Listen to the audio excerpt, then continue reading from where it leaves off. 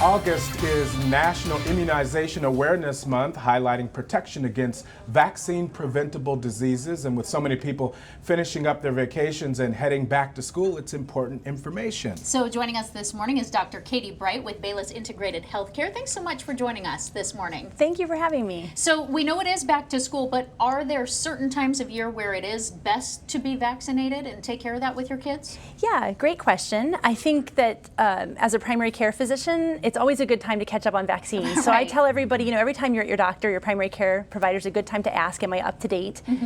We think of immunizations being a childhood thing, and a lot of them are, but there's vaccines that we recommend lifelong. Yeah. So I think it's always a good time to talk about, do I need anything? What are the main ones that you should get, that people should get?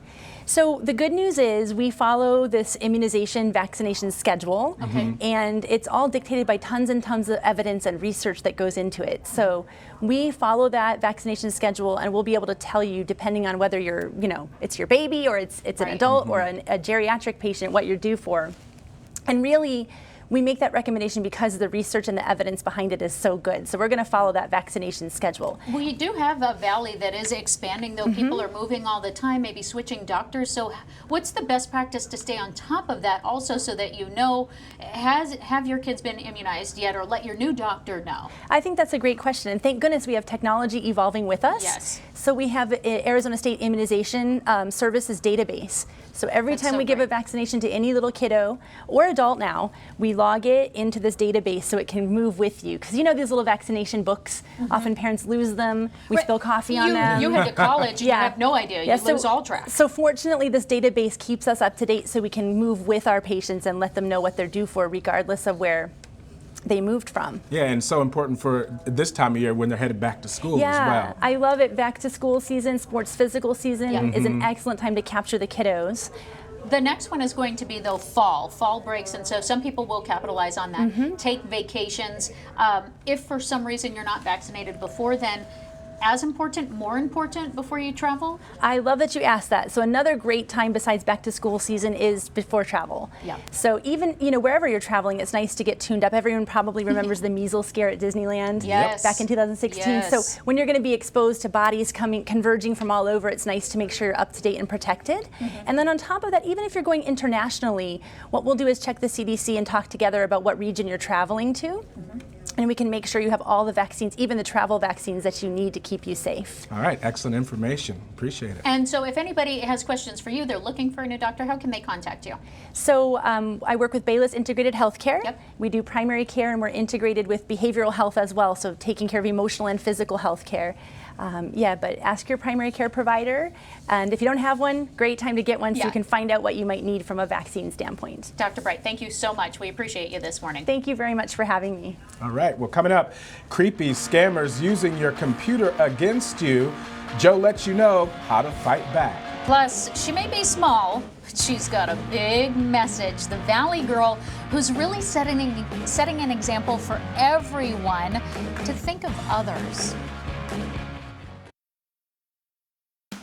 This is ABC15 News Taking Action. A driver tased in the middle of a valley street, raising a lot of questions this morning. Witnesses describe the chaotic scene exclusively to ABC15. Using your computer against you. Joe lets you know how to fight back against some creepy scammers. Plus, making a difference at just 6 years old. Meet the Valley girl stepping up to help those in need. She is setting an example for all of us this morning, so you don't want to miss that. We say good morning to you on this Sunday. Thanks for rounding out your weekend with us. I'm Nohelani Graff. And I'm Mark Thompson. If you're headed out to church or maybe some Sunday fun day activities, we want to get you caught up on the forecast this morning. So nice and comfortable as you head outside this morning. So if you do have plans early, enjoy. We are seeing some cloud cover over the eastern portion of the valley, but the skies are clearing over the central portion of the valley. So we will warm up later this afternoon, starting off in the 80s. Ending the afternoon in the low 100s, though. That is below the normal. We do, for a couple more minutes, still have a flood advisory in effect. It is affecting State Route 77 right now because of that storm system that has continued to track to the east and is sitting mostly over Show Low. I'll show you how long that storm system is going to be sticking around and what it means for the valley coming up in that full, most accurate forecast in just moments. All right, no, hey, thank you. And we're following a developing story this morning. DPS tasing a driver in the middle of a busy street after they say that person led them on a chase. Now, take a look at this. A witness sharing this video with us, and she wanted to remain anonymous, speaking exclusively to ABC15 about what she saw. The woman was already pulled over, and she was outside of her vehicle. She had her hands up. She was not moving, and there was a DPS officer. He was standing next to his vehicle as well, and they were both in the road. They were not on the sidewalk, and he tased her. Now, we asked DPS about what this witness told us, but all they could tell us right now is that the incident is still under investigation. We're looking into why that chase started, why troopers tased the driver, and what she's being charged with. Phylon is officially off the team, the Cardinals releasing him from his contract this week after he was arrested following the team's preseason opener against the Chargers. Thursday night, and according to TMZ, he threatened to shoot a woman outside of a strip club back in May. Phylon had his first court appearance yesterday morning where he posted a $5,000 bail. Let's head across the nation now. Law enforcement is seeing an apparent spike in terror-related threats after the mass shootings in Texas and Ohio. A Las Vegas security guard and a Florida man, both forcing officials to spring into action. ABC's Will Reeve has more on this disturbing trend. Two alleged white supremacists facing charges just days after an FBI warning about a rise in domestic terrorism. I have my Bushmaster AR-15 rifle. Federal agents in Las Vegas arresting 23-year-old Connor Climo. If there is a possibly very determined enemy, we have at least the means to deal with it. Climo, seen here in this 2016 video from affiliate KTNV, acting as a neighborhood vigilante trying to fight crime. Authorities say documents and messages reveal Climo recently wanted to blow up a synagogue or a gay bar.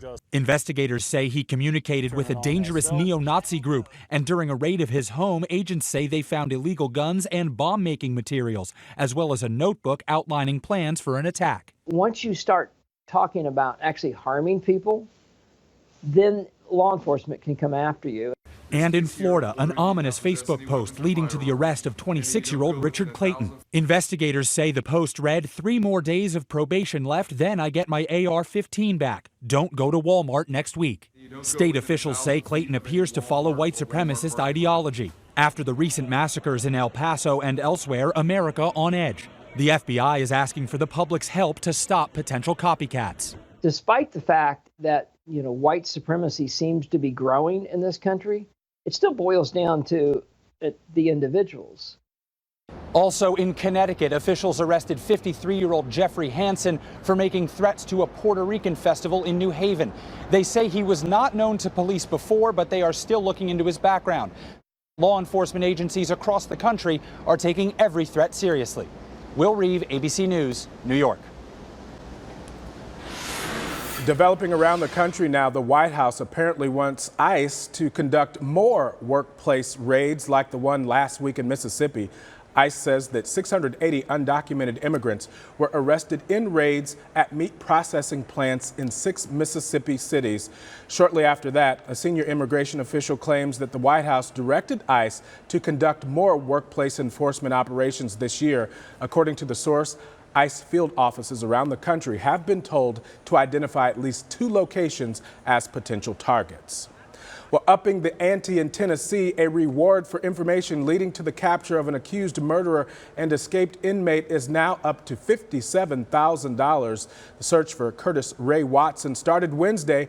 Watson was on lawn mowing duty and then escaped after getting access to a golf